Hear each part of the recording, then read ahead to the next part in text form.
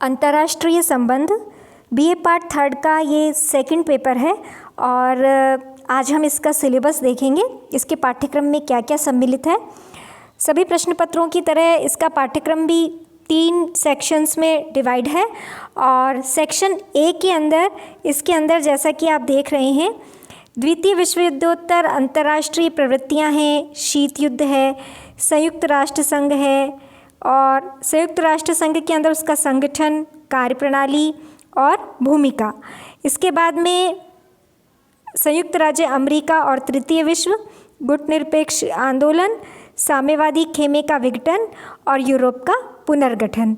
तो ये आपका इसका पूरा पेपर है और इसके अंदर यदि आप देखें तो शीत युद्ध के पतन और उसका पतन किस तरीके से हुआ, उस समय जो भी अंतर्राष्ट्रीय संगठन रहे, संयुक्त राष्ट्र संघ, गुटनिरपेक्ष आंदोलन, इनका क्या रोल रहा और वर्तमान में इनकी क्या रेलेवेंस है, इससे रिलेटेड ये सिलेबस है।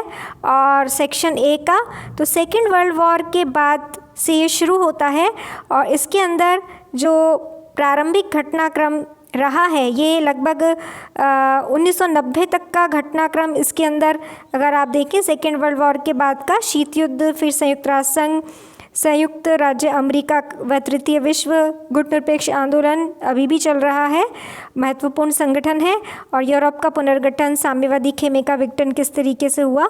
तो ये सब आपके इस पेपर के सिलेबस में सम्मिलित है।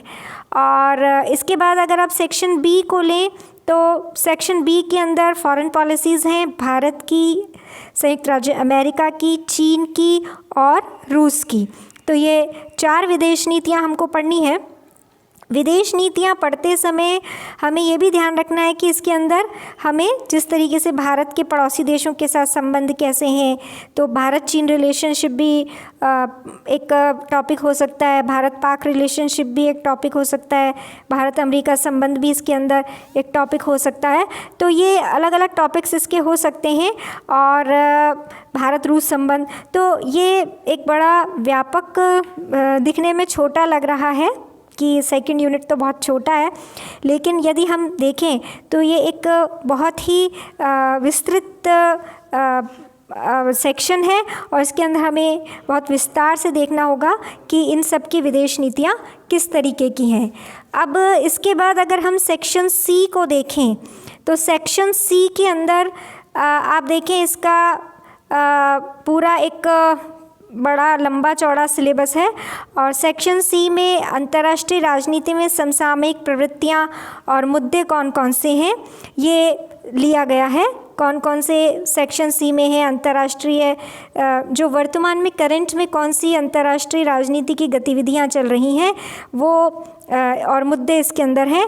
फिर फ़िलिस्तीन समस्या और अरब इज़राइल संघर्ष, ये एक महत्वपूर्ण मुद्दा वर्तमान में चल रहा है। फ़िलिस्तीन की प्रॉब्लम जो कि एक बहुत लंबे समय से चली आ रही है, अभी तक सुलझी हुई नहीं है।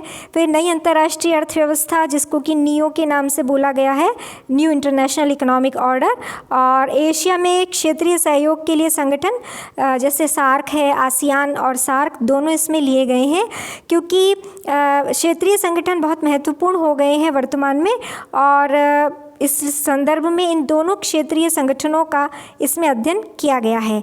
इसके बाद अगर आप देखें तो महत्वपूर्ण जो चल रहे हैं संकट इस समय, इनमें आपका एक सीरिया संकट है और सीरिया संकट के बाद इंटरनेशनल टेररिज्म, अंतर्राष्ट्रीय आतंकवाद अगर आप देखें तो वो एक महत्वपूर्ण टॉपिक है और दक्षिण चीन सागर में उभरती हुई राजनीति। तो चीन किस तरीके से दक्षिण चीन सागर में अपना वर्चस्व स्थापित किए हुए है, किस तरीके से अपना आधिपत्य स्थापित किए हुए हैं, तो दक्षिण चीन सागर के अंदर इसकी क्या वर्चस्व बढ़ता जा रहा है और इसका इंटरनेशनल पॉलिटिक्स पे क्या इफ़ेक्ट पड़ेगा, ये हमारे सेक्शन सी का एक मुख्य बिंदु है। तो इस तरीके से यदि हम देखें तो सेक्शन ए बहुत ही थोड़ा सा पुराने इसके अंदर जानकारियाँ हमको पढ़नी है। और शीत युद्ध का अंत किस तरीके से हुआ, इसके क्या इफ़ेक्ट्स हुए, इसका अंतर्राष्ट्रीय संस्थाओं पे क्या प्रभाव पड़ा, ये है सेक्शन बी। इसमें हमें जो भी फॉरेन पॉलिसीज़ पढ़नी है वो उनकी हिस्ट्री भी पढ़नी है और साथ में वर्तमान में इनके क्या संबंध रहे हैं वो भी हमें देखने हैं। और सेक्शन सी बिल्कुल अलग तरीके का सेक्शन है। इसमें समसामयिक क्या ऐसी अंतर्राष्ट्रीय प्रवृत्तियां हैं, क्या ऐसे मुद्दे हैं जो कि अंतर्राष्ट्रीय राजनीति में प्रचलित हैं। अंतर्राष्ट्रीय संबंधों का पेपर आपका जो है इन सब टॉपिक्स से मिलकर बना है और इसके अंदर हमें मुख्य रूप से संबंध पढ़ने हैं।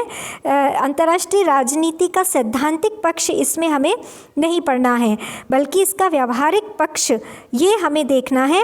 और इसके लिए विभिन्न 3 तरीके के संबंध हैं आपस में, एक देश का दूसरे देश के साथ संबंध, एक देश का बहुत सारे देशों के साथ संबंध और एक संगठन का अन्य संगठनों के साथ संबंध।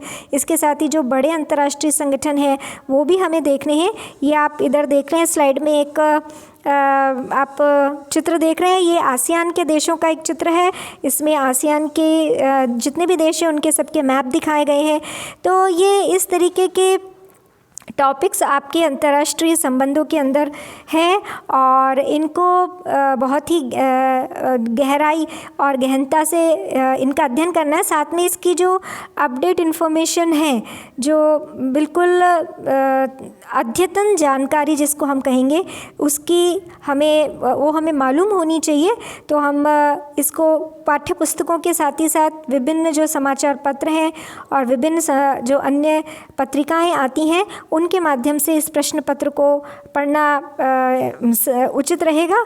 और इसको यदि आप मैप के साथ पढ़ते हैं, नक्शा साथ में लेकर के यदि इस प्रश्न पत्र का अध्ययन करते हैं तो यह भी आपके लिए बहुत ही अच्छा रहेगा। तो हम कुछ इसके टॉपिक्स शुरू करेंगे और वो आप धीरे धीरे देखेंगे क्रम से किस तरीके से इसको आप बहुत ही रोचक तरीके से और मज़ेदार तरीके से इसका अध्ययन कर सकते हैं।